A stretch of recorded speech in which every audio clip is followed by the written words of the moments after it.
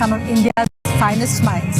This physical survived with Indian dals, Indian rice. Therefore, I consider myself as a son of India. Opinion is not just about pushing your own. If they wanted to earn profit, they should have opened some halwai ki dukaan rather than opening a school. Real conversations for a real India. The NDTV Dialogues with Sonia Singh, Sunday night at 9:30 on NDTV 24/7. You don't have to shout to be heard. The show where the country speaks its mind. Issues like Jallikattu should be outside politics. The Muslim women are demanding justice. We have waited for 70 years after India's independence, and it is high time we get justice. You dislike the BJP, dislike the BJP. If you don't like the Prime Minister Modi, dislike the Prime Minister Modi. But please speak up for women like Shara Bano and others. Your mirror to what India thinks. We have public healthcare crisis which is haunting Tamil Nadu. Yes. So how relevant is this issue? There is no other business which offers as high a return as an educational institution. It's a debate of rights for women with the constitution of this country. But the moment you join religious extremists and the political parties, it gets hijacked. I think it's a triumph of democracy today that the people's voice has been heard. We the people, with me, Sarah Jacob, on NDTV 24/7. If you care about it, we'll talk about it. Brought to you by Vivo Communication is Vivo V5 Plus 20 MP dual front camera, perfect selfie.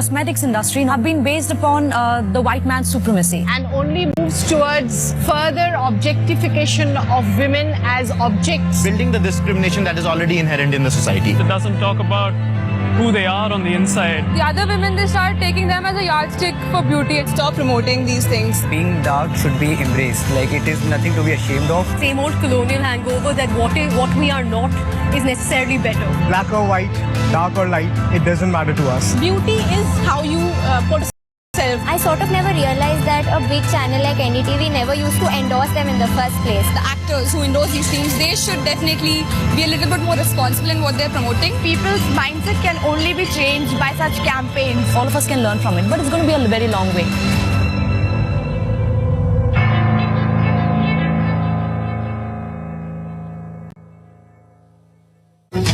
Every week, one issue gets dissected as the common man fights for and against. We're going to be discussing a series of issues and trying to understand how all of them figure within the complex state of Uttarakhand. Congress is fighting with the rebels. BJP has become Congressized BJP. Even if they have given tickets to the women, are they worthy of those tickets, or they are just being a part of the party, then they're getting? Opinion is moving from the studio to the streets of India. Whether the Samajwadi Party led by Akhilesh Yadav will be able to retain Uttar Pradesh. Everything is in a mess in Uttar Pradesh. If some party has not been able to do that, there should be a change. Appreciate the Akhilesh, the way he is working, but the way he is stopping by their family is very sad for UP. For and against. Saturday morning at 10:30 on NDTV 24/7.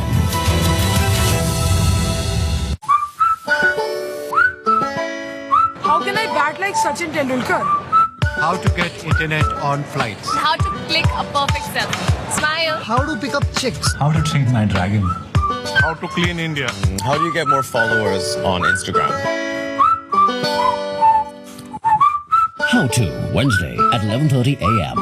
on NDTV 24/7.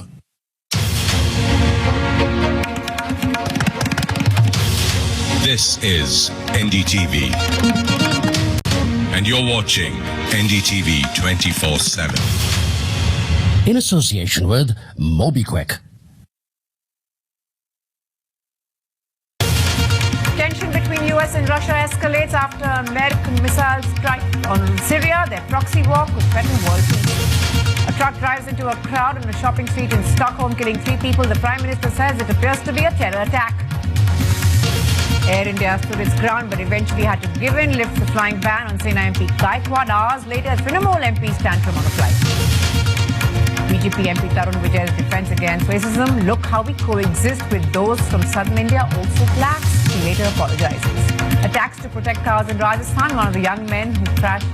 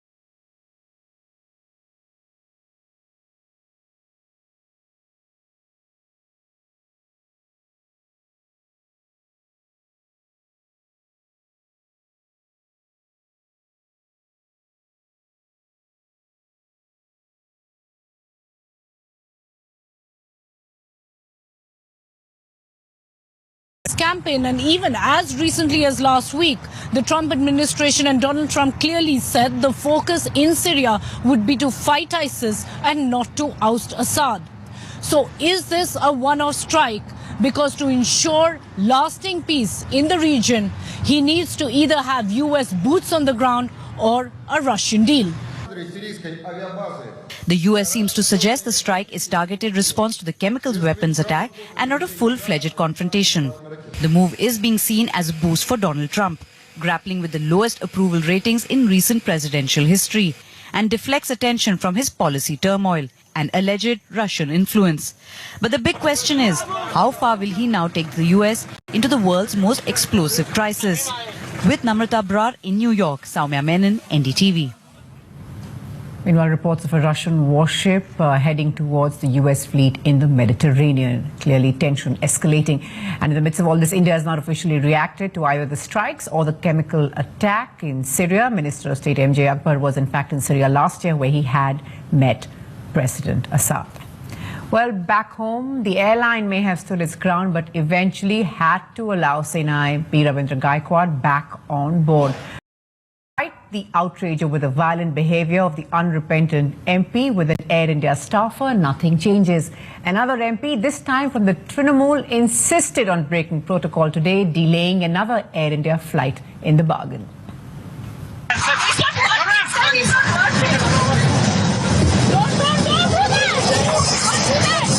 First this, and now this.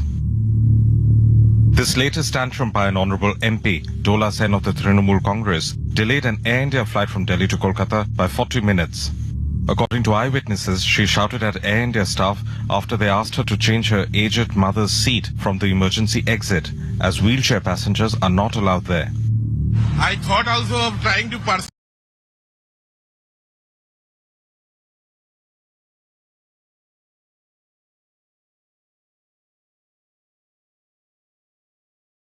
But then she was moved, so to speak. Considered a key man of the Sasikala camp.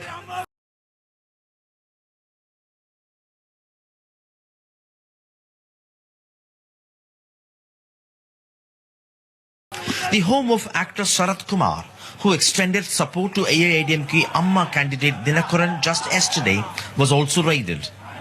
Income tax sources claim around 5 crore rupees cash has reportedly been recovered from raids at 37 locations across the state. The raids have happened less than 5 days before the high-stakes by-election in RK Nagar constituency. It was earlier represented by late Chief Minister Jayalalitha. The raids are being linked to alleged attempts to bribe voters. 2 days ago, a video showed 4,000 rupees being paid to 3 people, asking them to vote for Dinakuran's hat symbol. The AIADMK Amma faction denies the allegations and says it's a conspiracy by the BJP and the OPS camp. They are trying to intimidate us, nothing but that. Definitely BJP and RSS are trying to divide the AIADMK faction. For both AIADMK factions, the stakes are high. It's a battle for Jayalalitha's legacy. A victory for Dinakuran could see him elevated as Chief Minister. The BJP denies any political motive in the raids. The houses should be leaders of all the houses, particularly both the factions, as well as DMK, should be raided.